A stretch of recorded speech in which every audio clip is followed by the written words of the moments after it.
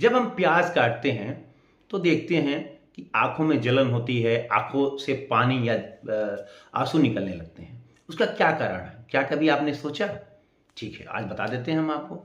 जब हम प्याज काटते हैं, प्याज की कोशिकाएं कटती हैं, तो एक तरह का कंपाउंड, सल्फर का कंपाउंड है, मतलब सल्फर उसमें मुख्य है, सिन प्रोपेन एथिल यक्स ऑक्साइड।